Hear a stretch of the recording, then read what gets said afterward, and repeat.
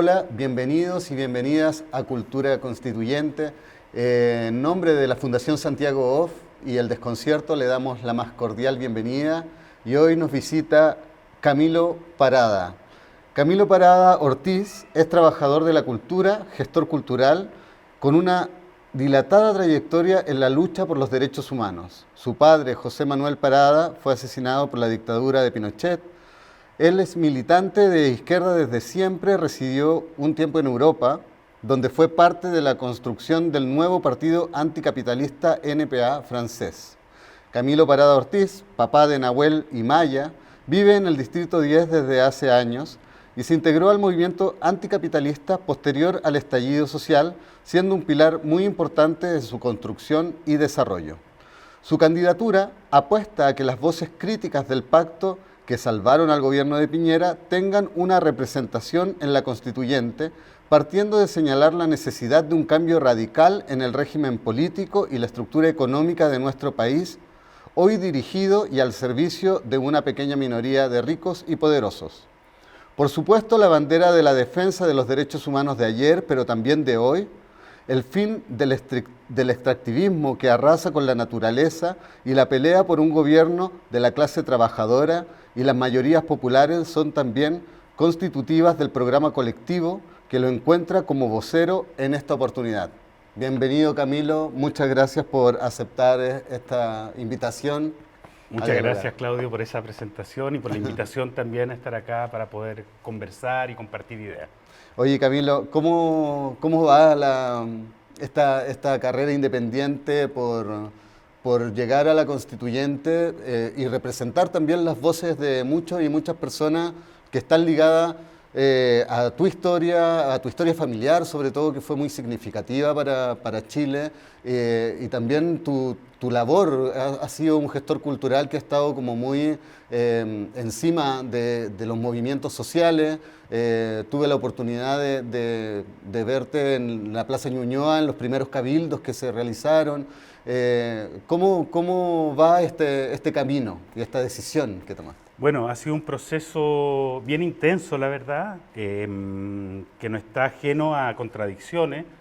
Nosotros, desde el movimiento anticapitalista, siempre analizamos desde aquella noche de noviembre, cuando se firma el Pacto por la Paz y la nueva Constitución, que finalmente lo que se estaba buscando era una salida institucional al estallido, a la revuelta que estaba teniendo lugar en ese momento, hace no tanto, hace 2 años, a lo largo de todos los territorios del país, y sobre todo en un momento donde había un gobierno que estaba con el 6% de aprobación, según encuestas conservadoras de su propio sector, y además con violaciones sistemáticas y brutales a los derechos humanos, con cientos de personas que habían sufrido trauma ocular, con violencia y tortura sexual en los cuarteles. Hay varias denuncias, con muertos y muertas, con asesinados por parte de las fuerzas represivas del Estado. Entonces, para nosotros era un momento en el cual había que unirse para clamar por los derechos humanos y por justicia. Creemos que es inaceptable que todavía el presidente Piñera se encuentre sentado en el sillón presidencial cuando ocurrió lo que todo Chile y el mundo sabe que ocurrió en Chile. En ese sentido, nosotros fuimos críticos de la firma del Acuerdo de Paz porque en el fondo concluíamos que era avalar y prestarle piso a un gobierno que estaba violando los derechos humanos, y encontramos desde la ética política eso inaceptable. Así todo, también tenemos la certeza que por primera vez en la historia de Chile se va a discutir una constitución donde puedan participar parte importante de la ciudadanía. Yo creo que igual hay ciertas trabas de participación para los independientes. Los y las independientes, un camino bastante difícil. No estamos en igualdad de condiciones que las listas de partidos políticos. Tuvimos que salir a buscar miles de firmas a la calle. No tenemos tiempo. En el caso de nuestra candidatura, por ejemplo, no tenemos ni una milésima de segundo de propaganda electoral en los medios de la televisión, en los medios masivos de información. por lo cual es una contienda bastante desigual. Siendo críticos del proceso y de lo que significa el Pacto por la Paz, pensábamos al mismo tiempo que teníamos la responsabilidad de participar, de no restarnos, que era importante que estuvieran presentes voces críticas al proceso y voces como la nuestra, que estuvieron desde el primer día en las calles luchando por transformar todo, luchando por transformar no solamente 30 años de injusticia, o sea, desde la noche del golpe militar.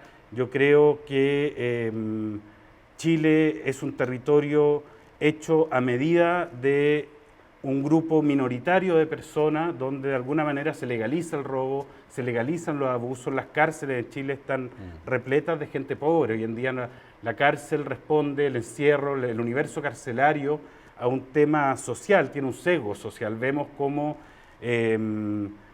las personas que pueden contar con grandes gabinetes de abogados, con grandes medios para defenderse, tienen muchas más posibilidades de quedar libres, incluso cometiendo delitos mayores a un ladrón o un vendedor de CDs piratas que además en esos hacinamientos, en las condiciones carcelarias en las cuales se encuentran son inhumanas, como ocurrió durante el incendio de la cárcel de San Miguel, donde murieron presos que estaban por vender pitos, por vender, o sea, microtraficantes o vendedores de CDs piratas, lo que encontramos que es de una inhumanidad gigante. Somos críticos del proceso, pero creemos que nuestras voces tienen que estar, porque además lo que nosotros intentamos es sintetizar de alguna manera un programa que levanta las voces del estallido. Intentamos hacernos eco de las consignas del estallido y llevarlo a un programa constitucional. Esa es un poco nuestra metodología y nuestra idea. Oye, Camilo, y en ese camino que está recorriendo, ¿cómo ha sido la recepción de la ciudadanía? Si bien hay una ventaja que tienen, que están representando al movimiento ciudadano que inició y que puso sobre la mesa las demandas desde el 18 de octubre en adelante. El Distrito 10 es un distrito gigante, lo hablábamos hace un rato, donde hay diferentes voces y donde hay diferentes comunidades, muchas escépticas también, o ya en una posición de hartazgo, de no creer en absolutamente nada que tenga que ver con lo político. En ese sentido, ¿cómo ha sido el diálogo con esas personas, con las que no estaban tan relacionadas con el movimiento? Muy cierto lo que dice. Mira, en primer lugar, el hecho de tener que salir a buscar las firmas nos permitió tener mucha conversación, mucho debate con la gente en la calle, porque salimos a la calle frente a notarías, con un notario. Hay todo un sistema que tiene que ser frente a una notaría. Había mucho susto de la parte de los notarios, además de acompañarnos fuera de las notarías, porque hubo casos anteriores, en elecciones anteriores, donde candidaturas pedían firmas para, por ejemplo, salvar a las ballenas o otras cosas, y después esas personas aparecían inscritas en partidos políticos. Por lo cual palpamos mucha desconfianza, pero también, y algo muy curioso, vimos que los rangos etarios que más se acercaban y más discutían, más debatían y de alguna manera se relacionaban con nuestra idea, era por un lado una juventud precarizada, una juventud que hoy en día tiene pocas expectativas de futuro, casi ninguna, con pensiones que saben que en 30, 40 años más van a ser una miseria, que no van a permitir poder solventar los derechos mínimos, las necesidades mínimas. Y por otro lado se nos acercaba mucha gente mayor que vive también en situación de miseria total, de precarización, debido a un Estado subsidiario que ha privatizado los derechos. Finalmente, hoy en Chile no existe, por ejemplo, para dar un ejemplo que todos conocemos, no existe un sistema de pensiones relacionados con la seguridad social. Hay un sistema de capitalización privada, donde hay empresas privadas que uno le pasa el porcentaje del sueldo y que eso lo capitalizan después en especulación financiera dentro de un panorama internacional que uno no sabe si están invirtiendo en armas, si están invirtiendo, yo no sé en qué están invirtiendo.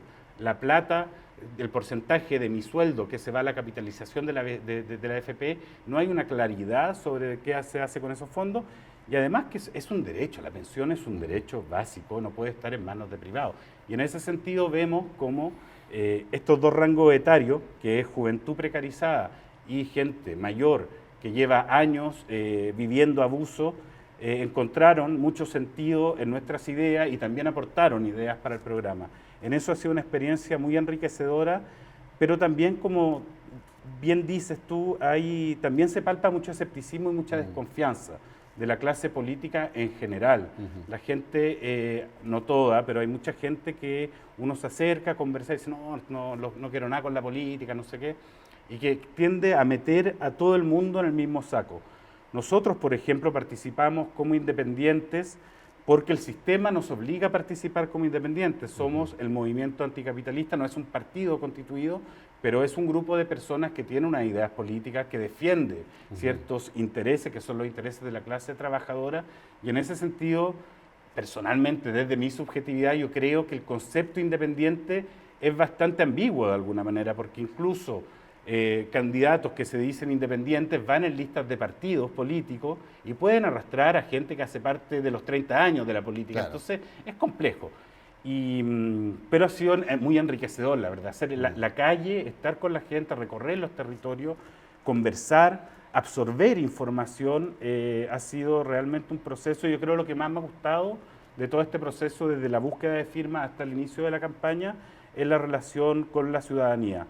Por otro lado, también hay como dos tiempos. En el fondo hubo todo este tiempo de las firmas, que era como el tiempo de los y las independientes, donde se hablaba mucho en todos los medios de estos independientes que entraban en política, pero una vez que ya se acabó ese proceso, lo que vemos hoy en día en la televisión, en la prensa masiva, en los medios masivos de información, son los partidos y vemos muy pocas figuras independientes, quizás algunas figuras que son conocidas porque son rostros televisivos o tienen un poco más de repercusión a nivel del imaginativo social y que los canales llaman, pero la gran mayoría de independientes no tienen ningún acceso a poder estar en los grandes medios de comunicación. Yo agradezco esta invitación porque la verdad para nosotros ha sido muy difícil romper esa barrera y poder entrar en algún programa de los grandes medios. Y eso es así, o sea, el momento hoy en día es un momento donde en primera línea están los partidos políticos y los partidos políticos además que han sufrido una crisis de representatividad, que es lo que el pueblo clamaba en la calle, en la Plaza de la Dignidad, desde el 18 y 19 de octubre, en el fondo contra el conjunto de una clase política, ya sea de la centro derecha o la centro izquierda, que no han hecho más que profundizar el modelo neoliberal y en el fondo seguir continuando en un sistema capitalista que ya no solo pone en peligro la dignidad de las personas, sino que está destruyendo el planeta además. Oye, en ese sentido, sobre todo lo que peligra con un sistema que se mantiene tal como se inició finalmente, o ha ido también en desmedro de las actividades de la organización civil, por ejemplo, o el impacto medioambiental en Chile, el extractivismo, como lo mencionabas tú en la reseña. En ese sentido, el mundo de la cultura y la arte es un mundo que hoy en pandemia quedó en evidencia la precarización a la que es constantemente sometida y por políticas culturales públicas bastante deficientes. ¿Cuál es tu visión respecto al mundo de las artes y cómo visualizas tú que la nueva Constitución pueda generar una vía de salida y de estabilidad a este sector? Bueno, en primer lugar, yo creo que el mundo de las artes viene viviendo una situación de precarización anterior a la pandemia. Para todas las personas que trabajamos en cultura sabemos lo difícil que es de sacar adelante un proyecto, de buscar financiamiento, de poder llevarlo a cabo, de tener apoyos, porque muchas veces la medición que se hace en relación a la rentabilidad. Y la cultura no se puede medir en relación, no es un objeto comercial, o no solamente que se venda y que tenga un valor en el fondo, un valor que se mida desde los beneficios económicos, se tiene que medir desde otro tipo de beneficios, desde el valor social, desde el valor común, de lo que aporta a la sociedad. En ese sentido yo creo que desde el golpe cívico-militar de Pinochet, la cultura ha sido completamente agredida, dejado de lado, censurada muchas veces. Yo creo que la censura de alguna manera sigue en relación que hay una censura económica que es bastante fuerte. No es lo mismo tener el apoyo de grandes empresas, de grandes mineras que muchas veces tienen políticas extractivistas para poder crear contenido que tratar de ser independiente de todos esos financiamientos y tratar de buscar otros caminos de hacer cultura. En ese sentido, cuando uno lee la Constitución del 80, la Constitución de Jaime Guzmán, es una Constitución que está terrible, una Constitución que representa todo este Chile que viene de la reacción, del mundo conservador y de la plata también del empresariado, y que hace un par de menciones a la cultura muy vaga, en el fondo, pero que no se asegura el acceso y la participación en la cultura. Yo creo que por un lado la Constitución tiene que asegurar el acceso igualitario a la cultura, pero también el acceso igualitario a la creación. Y en ese sentido tenemos que salir de la lógica, yo creo, concursable, de las lógicas de financiamiento donde ponemos a competir a la gente y donde finalmente hay unas evaluaciones que son bajo criterios que no siempre son muy claros. O sea, en el fondo responden a necesidades también de rentabilidad muchas veces, y creo que es importante sacar esa noción economicista, capitalista del concepto de cultura y de arte. Ahora yo creo que también las culturas es un espectro mucho más amplio que las artes, que es una parte de las culturas. Claro. Y las artes tampoco son las artes que conocemos. O sea, para mí el cocinar también hace parte de un arte, el arte culinario, claro, el hacer artesanías también hace parte del patrimonio cultural y artístico, inmaterial y material de nuestro país. Y creo que lo cultural, la cultura, en esa profundidad más amplia, habla del patrimonio de lo que es ser chilenos, chilenas, latinoamericanos, cómo estamos en esta territorialidad del sur del mundo, cómo nos relacionamos con otras culturas, cómo hay puentes entre las culturas latinoamericanas y, por ejemplo, la misma Constitución es un objeto cultural en la redacción de una carta magna donde se llegan a acuerdos del país en el cual queremos vivir, y eso es un objeto cultural, eso es un objeto de creación cultural también como texto.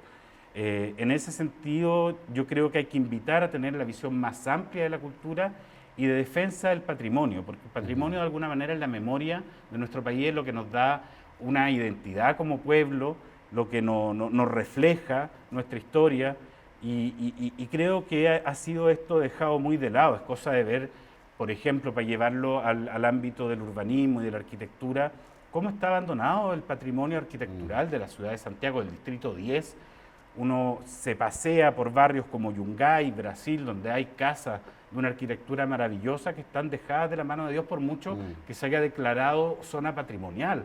O sea, cada cierto tiempo hay incendios que queman casas patrimoniales, a los meses aparece un edificio, claro. Y esa es la realidad. La realidad es que por mucho que hagamos grandes declaraciones, si no hay políticas públicas con plata, con financiamiento, con fiscalización, con ideas que salen además desde los territorios, donde la misma base, la ciudadanía pueda fiscalizar a sus representados, esto se va a quedar en grandes declaraciones. Y en eso yo creo que el acceso y la práctica de la cultura como derecho tiene que ser un eje fundamental, porque además está dentro de la Declaración de los Derechos Humanos, dentro de la Declaración de la UNESCO, donde el ejercicio y el desarrollo cultural de las personas hace parte de un derecho inalienable de la humanidad.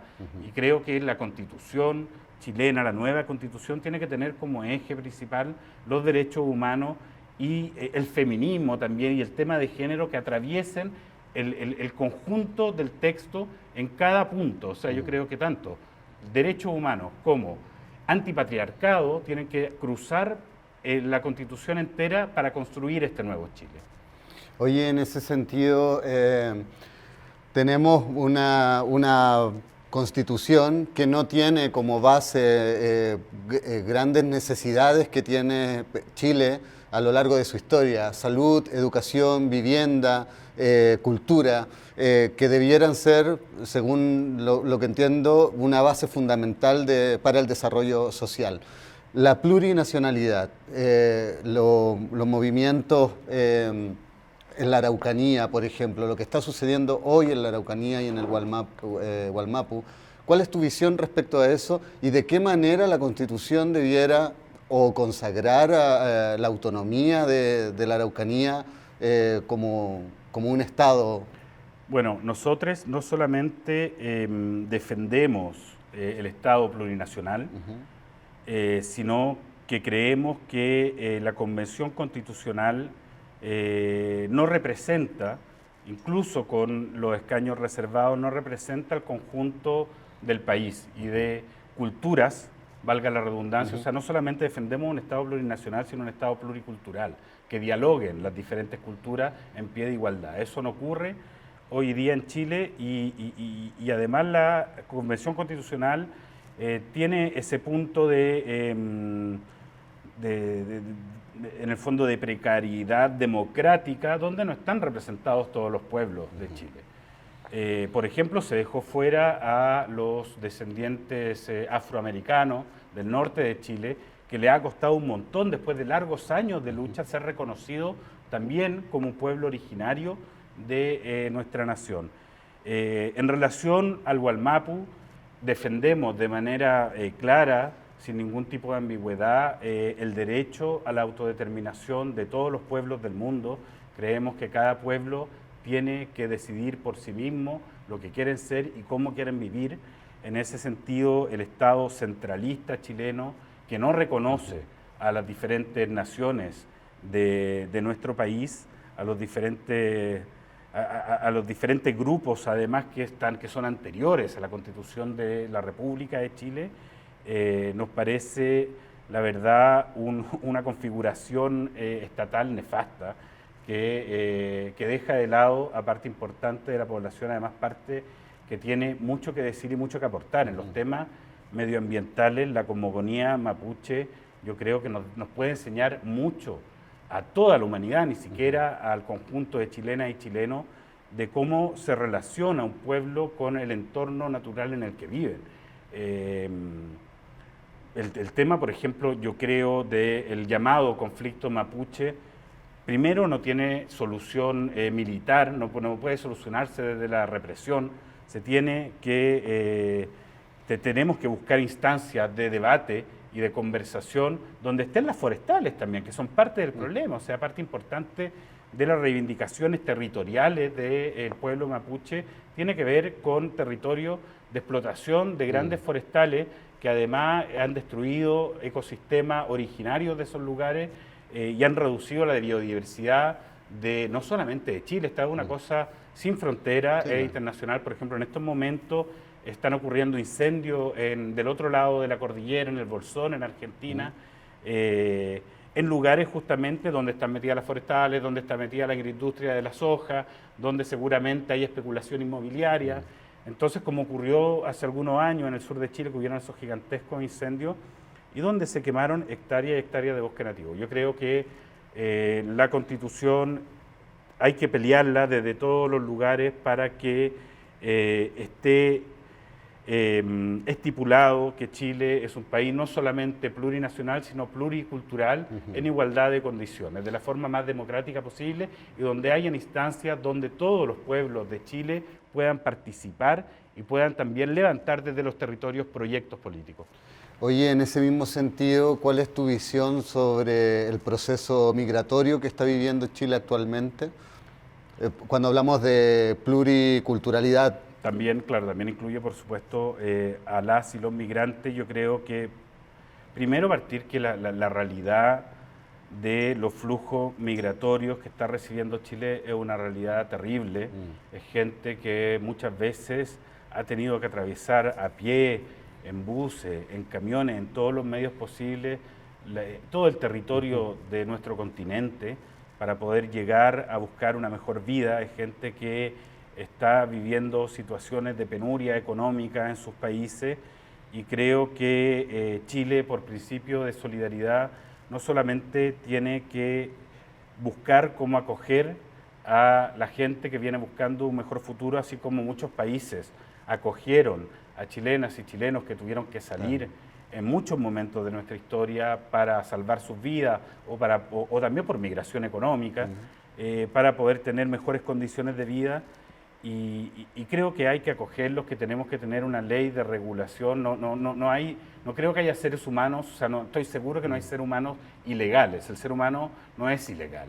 El ser humano es un ser viviente que tiene una historia, que tiene sufrimientos, que tiene amores, que tiene deseos, y en ese sentido nosotros desde el movimiento anticapitalista somos internacionalistas, creemos que los problemas de la gente oprimida, de la clase trabajadora, son los mismos en todos los lugares del mundo, con ciertas particularidades, por supuesto, contextuales, pero que en el fondo hay un sistema basado en la acumulación de riqueza que hace que se produzcan también estos flujos migratorios que vienen de muchos países del entorno, y creo que además aportan a crear un Chile más diverso, más colorido, aportan con música, aportan con comidas, aportan con colores, aportan con historias.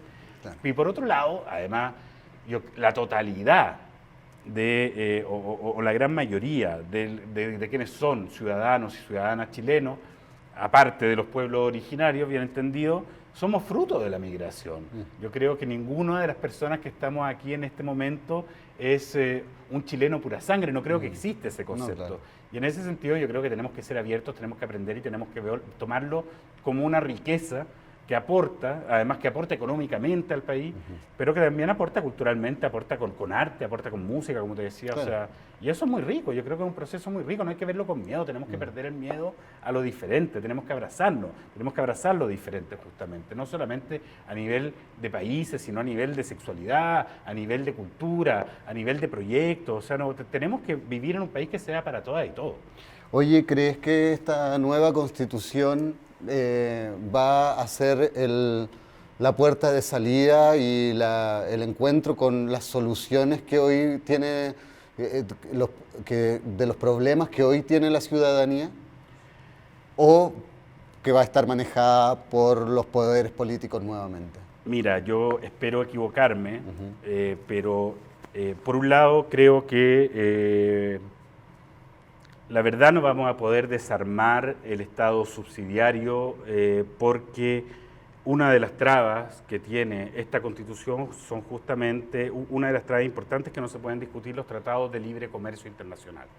A mí me parece bien que no podamos discutir los acuerdos que tiene Chile en materia de derechos humanos, que además deben regir sobre el marco constitucional, pero en el caso de los acuerdos comerciales y tratados de libre comercio, ahora están tratando de meter un tratado de manera rápida antes de que sea la votación de delegadas y delegados constitucionales, creo que impide realmente desbaratar un Estado extractivista donde se le da mucha facilidad a los grandes capitales extranjeros en detrimento de pequeños y pequeñas productores, por ejemplo en la agricultura, la agroindustria está muy metida, las mineras que están destruyendo el medio ambiente, no hay muy poca fiscalización, hay un royalty que es realmente vergonzoso y creo que el no poder tratar esos temas va a impedir que hagamos un cambio radical, que es el cambio que necesita, yo creo, Chile y el mundo en este momento, aquí en este primer cuarto del siglo XXI.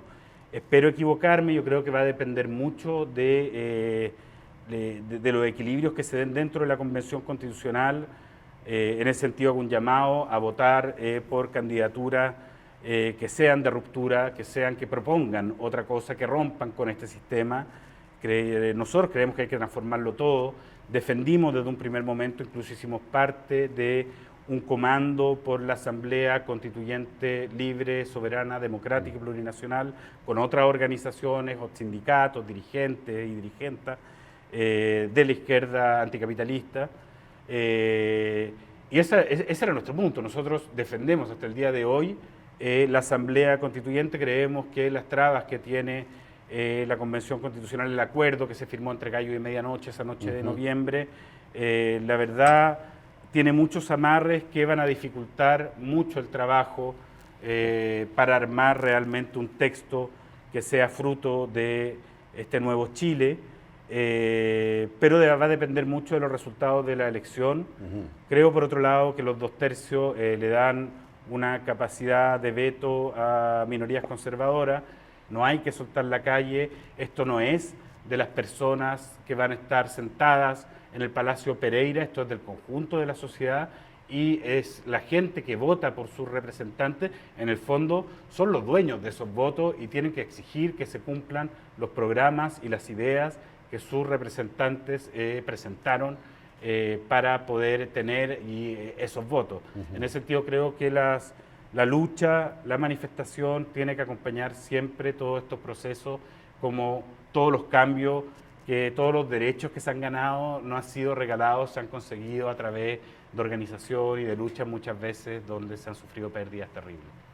Oye, Camilo, en ese sentido, ¿cuál es la relación, por ejemplo, que tiene hoy el movimiento anticapitalista con otras organizaciones de la sociedad civil? ¿Hay diálogo, hay puntos de encuentro, debates, en caso de que salga uno y no el otro, cómo apoyar la candidatura? Estamos, siento yo, hoy en una forma independiente de hacer las cosas que pasa mucho por la colaboración.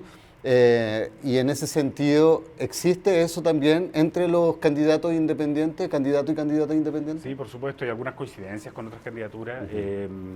Sin embargo, nosotros de hecho intentamos en el proceso de búsqueda de firma tratar de poder conversar con otras listas, a ver si cabía la posibilidad de no ir solo la candidatura mía y la de Maura Fajardo en el Distrito 12, que representa el feminismo anticapitalista, van fuera de toda lista, no encontramos acuerdos programáticos, nos topamos muchas veces con una nebulosa media ambigua de esto antineoliberal, pero donde finalmente cuando tú vas al detalle, ves que siguen defendiendo muchas de esas voces que se dicen antineoliberales al sistema capitalista. O sea, yo creo que el modelo neoliberal se puede acabar, pero va a seguir un sistema que está basado justamente en la competencia, en la acumulación de riqueza, en la explotación laboral, en las injusticias sociales. Y en ese sentido yo creo que nosotros tenemos una posición clara, nuestro nombre lo dice, Movimiento Anticapitalista, nuestra idea es cambiar todo, somos un movimiento revolucionario, creemos en un cambio radical del conjunto de la sociedad, de sus instituciones, de las relaciones sociales y culturales que hay también entre los diferentes actores y actrices de la sociedad. Y bueno, y sí nos hemos encontrado, no somos ni las únicas ni los únicos que estamos en este camino, estamos en un camino de construcción, el movimiento anticapitalista surge al alero del estallido de octubre, yo me sumé un poquito después, y sí, bueno, participamos en ese comando por la Asamblea Constituyente Libre y Soberana, con el partido, con el PTR, con el MST, con otras organizaciones de la izquierda anticapitalista y radical, y tenemos constantemente encuentros, debates, nos juntamos en reuniones, debatimos, y en algunas cosas específicas tenemos intervenciones conjuntas en manifestaciones y en la realidad. Pero la verdad es que no pudimos encontrar acuerdo para poder tener la independencia de nuestras ideas dentro de una lista. Y en ese sentido tomamos la decisión de ir solas y solos, porque creemos que la particularidad de nuestra radicalidad tiene que estar presente y no podía ser acallada en el fondo por acuerdos programáticos, solo por una cosa electoralista que convenía estar en una lista, puesto que el sistema de OLT, que es el sistema electoral que se utiliza para esta elección, igual que en las parlamentarias, es un sistema de arrastre y de reparto de votos, que en el fondo beneficia mucho más a las listas de partidos políticos. Como te hablaba de esos dos tiempos anteriormente, yo creo que, y espero equivocarme, espero que me corrijan después pero los análisis que hemos hecho porcentuales y en relación a los distintos de la división distrital y cómo se reparten los votos, lo más posible es que la Convención Constitucional sea un reflejo bastante parecido a lo que es el Parlamento, y que pienso que van a entrar pocas voces independientes en este proceso. Repito, espero estar equivocado, que sea al revés, que la ciudadanía se vuelque, que nos dé una sorpresa a votar por gente diferente, no por los mismos y las mismas de siempre, por gente que no sea parte de los 30 años. Pero el sistema, la verdad es que hace todo para que no sea así. Por eso también nosotros éramos críticos del Pacto por la Paz y la Nueva Constitución y del tipo de sistema eleccionario, que creemos que es muy injusto para las voces nuevas que han surgido en este nuevo Chile. Hoy día, sin duda, estamos viviendo uno de los cambios sociales más importantes que ha tenido Chile en la historia, posterior al golpe. En ese sentido, siento yo que va de la mano a una idea global, a un cambio global que tiene que ver con la caída de los sistemas totalitarios. ¿Qué pasa hoy en día en Chile? Tú tienes una historia familiar marcada por la dictadura. Hoy día hay muchos puntos en común con esa época de la historia y lo que está sucediendo con el gobierno actual. O sea, yo creo que la historia no es lineal, no hay un progreso así que sea permanente. Yo creo que hay vasos comunicantes, no solamente con la dictadura, sino con procesos que ocurrieron antes en la historia de Chile. Creo que hay una cadena en la historia de las luchas sociales que muchas veces es subterránea porque la historia se cuenta desde los vencedores. Pero sin embargo hay algo que tú dices en tu pregunta que para mí es una verdad muy bonita, que el Chile de hoy no es el Chile de nuestra generación de alguna manera. O sea, yo creo, por ejemplo, yo tengo 45 años, nací en el 75, en plena dictadura cívico-militar. Voy a hacer un pequeño resumen de lo que tú mencionabas de mi historia.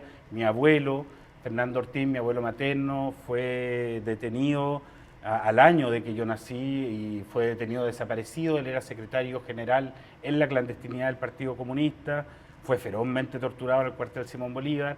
Años después, en el 85, cuando yo tenía 9 años, mi padre, junto a Manuel Guerrero y Santiago Natino, fueron secuestrados y sus cuerpos aparecieron un día después degollados cerca de Américo Vespucio, detrás del aeropuerto Pudahuel.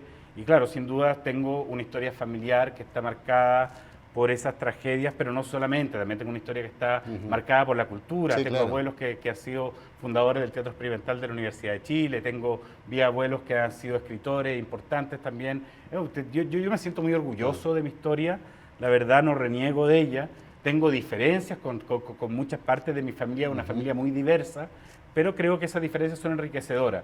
Ahora, creo que el Chile de hoy, cuando te digo que no es el mismo de ayer, yo creo que lo que lleva a la revuelta de octubre, a la revolución pingüina, a la lucha por Hidroaicén, a la gran marea feminista, que yo creo que ha sido uno de los movimientos políticos que han resignificado la política actual, tiene mucho que ver con generaciones que nacen posterior a la dictadura, que no tienen ciertos traumas, que no vienen de ciertas prácticas políticas, que tienen una frescura mucho mayor y que tienen también un ímpetu de rebeldía que no ha sido coartado por las violaciones a los derechos humanos hasta el estallido en Santiago o en las grandes ciudades, por lo menos, porque si hablamos del pueblo mapuche, la verdad es que nunca han cesado de sufrir represión y violaciones en sus derechos por parte del Estado.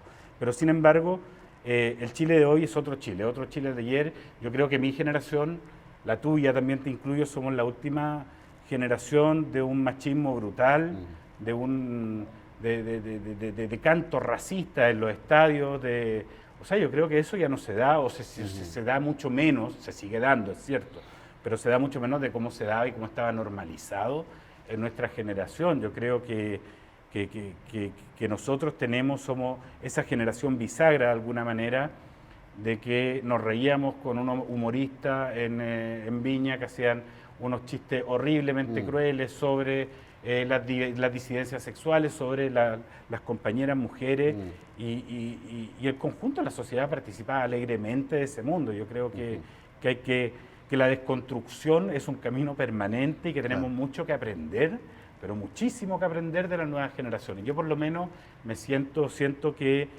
les cabres son en gran parte mis maestras y maestros en este nuevo proceso político y creo que justamente también tiene que ver con superar, romper, triunfar sobre esa política añeja, antigua, prejuiciosa, conservadora, patriarcal y en muchos lados, en muchos términos fascistoides, donde se imponen relaciones de fuerza, de violencia, que son inaceptables. Y eso a mí me gusta de este nuevo Chile, me gusta, por ejemplo, cuando se critica mucho nuestra generación, que dicen, no, pero es que los cabros ahora son de cristal, no sé qué. A mí es umbral de tolerancia que tienen cuando hay maltrato laboral, que no te la aguantan. A mí me encanta, lo encuentro genial, o sea, hay que aprender de eso. En la producción, en las grandes producciones, en el rock and roll en Chile, el trato es un trato bastante duro y bastante, en el fondo, testosterónico, machito. Y eso tenemos que acabarlo y nosotros también tenemos una responsabilidad como generación bisagra de intentar justamente aportar ese cambio, creo. Yo creo que es otro Chile y también lo que tú dices es muy interesante porque todos estos procesos de estallido, de revuelta, no es solamente en Chile. En este momento está el Líbano en una revuelta muy interesante de sindical, de los estudiantes, de los trabajadores que están pidiendo mayores derechos democráticos y mayores derechos sociales. pasó lo del Live Black Matter en Estados Unidos con revuelta y estallido en muchas ciudades de Estados Unidos, como yo creo que no veíamos desde Los Ángeles 92, que está relacionado justamente a políticas clasistas y racistas por parte del Estado norteamericano. Tenemos lo de los chalecos amarillos en Francia, tenemos el movimiento de indignados en España, lo que fueron las primaveras árabes a principios de siglo. Yo creo que hay una crisis sistémica que es internacional y que cada vez se profundiza más. De hecho, desde 2008, cuando está la gran crisis económica subprime en Europa y en Estados Unidos que golpea al conjunto del planeta, el mundo capitalista no ha vuelto a recuperar los niveles de crecimiento que han habido desde la crisis subprime. Nunca más se volvió a recuperar eso, por el contrario, la pandemia además vino a profundizar la crisis económica. Hay decrecimiento en muchos lugares del mundo y yo creo que las expectativas para esa juventud, que es otra, son muy malas. Las expectativas a nivel de derechos, de pensiones, de trabajo. O sea, hay mucha gente que se pega 6 años de estudio en carreras larguísimas con esfuerzos financieros, porque aquí la educación, por mucho que haya gente que haya entrado con la última reforma a estudiar gratis, sigue siendo una educación de mercado, no es un derecho. La educación está gratuita con la reforma de la presidenta Bachelet, fondo, un tipo de subsidios a universidades privadas, estamentos privados de la parte del Estado, transferencias de fondos de todas y todos los chilenos a negocios, a instituciones que están haciendo negocios con la institución. Eso es escandaloso. O sea, no necesitamos un sistema de becas, lo que necesitamos es que la educación sea un derecho asegurado y fomentado por el Estado de Chile. Pero claro, los estallidos son internacionales, esto es un conjunto. Yo creo que la crisis multisistémica es internacional y creo que por primera vez, o no por primera vez, pero muy pocas veces en la historia se abren estas brechas de cambios sistémicos tan grandes como la que estamos viviendo ahora, y creo que es un privilegio estar presente e intentar de participar en estos cambios, de empujarlo hacia un lado. Para nosotros ese lado es un nuevo socialismo, el ecosocialismo, es un socialismo que no solamente se preocupa de la igualdad, sino también del conjunto de la vida, es la defensa de la vida. Nosotros decimos que somos anticapitalistas en defensa propia. Muy bueno. Oye, Camilo, si tuvieras que enumerar 3 ideas, fuerza, que marcan tu campaña y que marcan tus propuestas con mira a la Convención Constitucional, ¿cuáles serían? Difícil porque tenemos varias, pero voy a tratar de tirar 3 ideas. Yo la primera... O 3 conjuntos de ideas. Sí. La primera yo creo que los derechos humanos. O sea, yo creo que la Carta Magna tiene que estar atravesada en su conjunto por una perspectiva en derechos humanos. Yo creo que es fundamental, y derechos humanos y los nuevos derechos, también no me refiero solamente a la Declaración Universal posguerra, sino a los derechos socioambientales, a los derechos reproductivos, a los derechos laborales. No puede ser, por ejemplo, que hoy en día el trabajo reproductivo y de cuidado que cae como mandato social sobre las compañeras mujeres no sea remunerado y no esté reconocido, y que no nos cuestionemos también el reparto de roles. O sea, ¿cuántas mujeres llegan a su casa después de trabajar 8, 9, 10, 12 horas y tienen que seguir después haciendo la comida, lavando los platos, cuidando a los niños, cuando muchos de nosotros, los hombres, llegamos y estamos con la comida hecha, y esa cuestión tiene que cambiar de raíz? Entonces, por un lado, derechos humanos, feminismo, que tiene que atravesar esta perspectiva de género, de un feminismo además anticapitalista, que esté relacionado justamente con la injusticia económica y sociales de un sistema.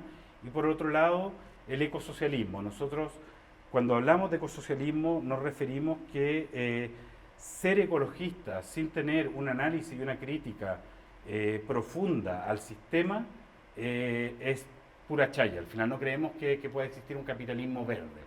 Creemos que un sistema que está basado en la generación irracional y acumulación de riqueza, en la explotación y en el extractivismo, es un sistema depredador que está matando al planeta. No hay planeta B.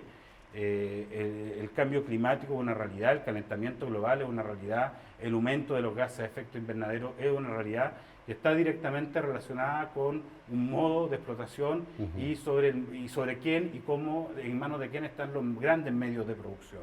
Nosotros creemos que los grandes medios de producción tienen que democratizarse, tienen que estar en manos del conjunto de la sociedad. En eso creemos que es muy importante recuperar nuestros bienes comunes, partiendo por el agua, donde la sequía en gran parte es saqueo, también es un expolio, uno lo ve en los valles de la quinta región, en Petorca, donde tenemos valles que están secos, donde además está muriendo una cultura entera, una cultura agrícola, una cultura de artesanía, una cultura de queso de cabra, de una agricultura específica del sector por la sequía, pero uno si observa hacia arriba de esos valles, ve que está verde, que hay grandes plantaciones de grupos casi mafiosos, yo diría, de palta, que está hecho para acumular plata y que están destruyendo, les importa un carajo destruir toda una historia que es una historia además centenaria de pueblos que han sido instalados ahí, que tienen su música, que tienen sus tejidos, que tienen su poesía, que tienen una cultura específica. Entonces, en ese sentido el ecosocialismo es una crítica al capitalismo desde una perspectiva ecológica, pero también es una crítica a lo que ha sido ciertas experiencias de la izquierda, lo que ha sido el estalinismo, lo que han sido las experiencias totalitarias de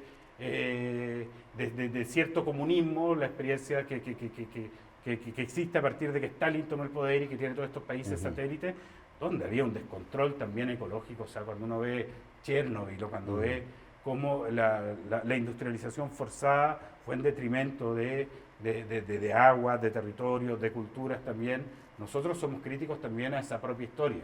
Claro. Y creemos que lo que necesitamos son mecanismos democráticos donde el conjunto de la ciudadanía tome las decisiones de las grandes industrias. Por ejemplo, para llevarle un ejemplo, Ventana, Quintero, que es una zona de sacrificio donde hay índices de enfermedades broncopulmonares y de cánceres que son impactantes, donde se han puesto termoeléctricas que funcionan con carbón o esta nueva cosa del gas natural también. Creemos que son proyectos que benefician a unos pocos, que benefician cuando nos dicen necesitamos energía para las mineras, ellos son los que necesitan energía. Nosotros necesitamos justamente tener mayor control sobre la generación de energía y sobre la materia energética. Y eso se tiene que democratizar y tienen que ser las personas que viven en esos entornos que decidan si efectivamente quieren proyectos que los van a matar. O sea, hoy en día la gente está muriendo de enfermedades. Hoy en día el mar, en esas zonas de sacrificio, tiene 2 o 3 grados más de temperatura y la fauna de ese territorio marítimo ha tenido que migrar y con eso muere la pesca artesanal, con eso muere también ciertas culturas que hacen parte de nuestros territorios. Nosotros creemos que las lógicas empresariales, las lógicas de competitividad, las lógicas que están en contra justamente de la colaboración, del trabajo democrático de toda la ciudadanía, son lógicas tanatológicas de muerte que nos están acabando no solamente con la dignidad de las personas, sino con el conjunto de la naturaleza. Y creo que es urgente cambiar eso, creo que tenemos que unirnos en una lucha contra un sistema depredador, contra un sistema asesino que nos está llevando al fin de la vida. Camilo, te quiero dar las gracias por esta conversación, por este diálogo que hemos compartido. Y ¿cómo encontramos entonces a Camilo Parada en la papeleta? En esta papeleta que es gigante, que viene con gobernadores, alcaldes, etcétera, constituyentes. Bueno, muchas gracias, Claudio, gracias por la invitación, gracias al Desconcierto, a Santiago Off, que tenemos una relación ya de varios años en nuestra vida paralela a la política, la gestión cultural, y es muy fácil encontrar el nombre de esta candidatura, es muy fácil porque es la única candidatura que está fuera de toda lista. Van a ver una serie de listas de conglomerados políticos, después listas de los movimientos sociales, de grupos de independientes, y un nombre solo al final de la papeleta, sin ninguna lista, sin logo, porque también hay ese tema que nosotros como vamos solo no podemos poner el logo en nuestro movimiento, solo lo ponen los grandes conglomerados. Pero ese nombre solo, sin logo, al final de la lista de constituyentes por el Distrito 10 es nuestra candidatura del movimiento anticapitalista, que está presente además en el Distrito 12 con la compañera Maura Fajardo Gálvez, que también representa estos ideales con una perspectiva además de la lucha feminista. Súper. Así que eso, somos la única candidatura que va realmente sola, 100% independiente de cualquier compromiso político y económico. También nos autofinanciamos. Esto estamos, la verdad, no tenemos ni un peso. Así que, y eso es bonito también, porque te da también una mística diferente. Es como cuando uno crea, estamos alargando un poco, pero cuando me hablaste de ese encuentro que tuvimos en Plaza Ñuñoa, esa cuestión fue para mí muy sanador, porque en el fondo, cuando fue el estallido, yo me fui a Plaza de la Dignidad y de repente cuando empecé a ver los disparos, empecé a ver gente cayendo al lado mío, empecé a acompañar muchas veces, ayudando a ese concepto de la primera fila, de la primera línea, y reviví mi infancia, reviví la muerte de mi padre. De repente me encontré, mis hijos nacieron en Barcelona, nosotros volvimos a Chile en el 2007, decía, puta, weá, están viviendo lo mismo que yo viví, que weá más penca. Y me sentí medio culpable de repente también de haber traído de vuelta a mis hijos que son de nacionalidad chileno-francesa a Chile y que estuvieran expuestos a esto, además a revictimizar la historia de su papá. Pero de repente estaba allí en Plaza de la Dignidad y pasan unas amigas y me dicen, oye Camilo, pero andáis muy loco, muy violento, no sé qué, weón, tú no harías así. Y me sacan de ahí, fue una tarde, y esa misma tarde me digo, puta, ¿de dónde yo puedo, es verdad? ¿Cachai? Porque estaba muy golpeado, muy dolido por los niveles de represión y de violaciones a los derechos humanos. Me llegó un balín vigente al lado mío, repleta de balines de goma, tuve que cargar personas a las brigadas de salud que se juegan la vida en las manifestaciones. Y en esa noche me fui a la casa y pensé, puta, yo desde la cultura puedo aportar otra voz. Y me contacté con Martín Erazo de La Pato Gallina, con Ernesto Anacona, con algunos amigos que hacen parte del mundo de la cultura y un poco rememorando tiempos de una vida pasada en Europa donde organizaba festivales de música electrónica y de que mucha gente vivía en camiones y que los camiones llevaban el grupo generador, las luces.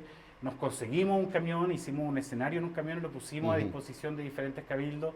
Contactamos a un par de músicas y músicos y la verdad es que llegaron solas y solos, se rellenó el camión solo y nos pusimos a disposición de las asambleas territoriales. Estuvimos en Yungay, estuvimos en la Vía Grimaldi, estuvimos en la Plaza Ñuñoa y fue una experiencia muy bonita porque también mostraba que el mundo cultural estaba presente con sus artistas en este cambio, en este estallido, en esta demanda de un nuevo Chile. Estuvieron siempre presentes, con performance, con los rayados que habían en las calles, que borraron, pero que era un museo al aire libre, precioso, con una además calidad productiva de obras maravillosas. Así que dentro, siempre las cosas son dialécticas, dentro del sufrimiento y el dolor, también surgieron cosas muy bonitas y muy esperanzadoras. Claro que sí. Sí, pues. Camilo, bueno, en nombre de Santiago Off, en nombre del Desconcierto, te damos las infinitas gracias por habernos acompañado, habernos entregado tus historias, tus puntos de vista. Muchas gracias. Así que muchas gracias. Y nos vemos pronto. Ya pues. Nos vemos en la próxima. Chao, gracias.